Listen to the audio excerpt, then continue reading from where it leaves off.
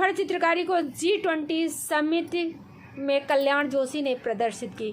नई दिल्ली के प्रगति मैदान में भारत मंडपम में लगी प्रदर्शनी का प्रधानमंत्री नरेंद्र मोदी ने राजस्थान पवेलियन का अवलोकन किया। इस दौरान कल्याण जोशी ने मोदी को फड़ पेंटिंग दिखाई और पीएम मोदी से बातचीत भी की।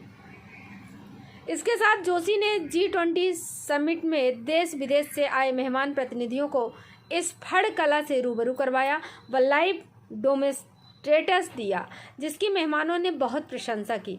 फड़ चित्रकार कल्याण जोशी ने कहा, G20 में राजस्थानी का प्रदर्शन प्रगति मैदान में भारत मंडपम आयोजित किया गया, जहां पर देश भर की कलाओं का विदेशी मेहमानों ने देखा और सराहना की। पीएम मोदी ने भी सभी कलाकारों से रूबरू मिलकर उनका उत्साह बढ़ाते हुए हालचाल पूछे। सभी कलाकारों को पीएम की इस मुलाकात से बहुत खुशी हुई। पीएम मोदी से मिलकर बहुत अच्छा लगा और जब हालचाल पूछे तो हमें बहुत गर्व महसूस हुआ और उन्हें सामने देखकर मैं गदगद हो गया। भीलवाड़ा से हमारे संवाददाता गोविंद पायक की रिपोर्ट। नमस्कार, मैं कल्याण जोशी भीलवाड़ा राजस्थान से। G20 में मेरा जो अनुभव था बहुत ही यादगार और कभी न भुलाने वाला पल।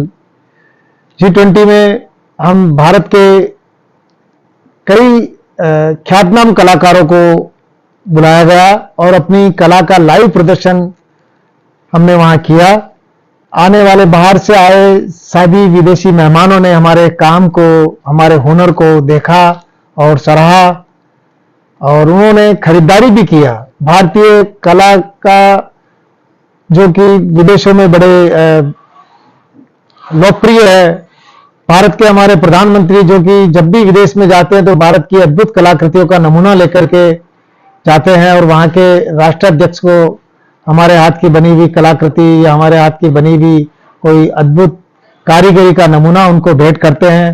तो वो एक तरह से भारतीय कलाओं के एक तरह से ब्रांड एम्बेसडर तो हैं ही।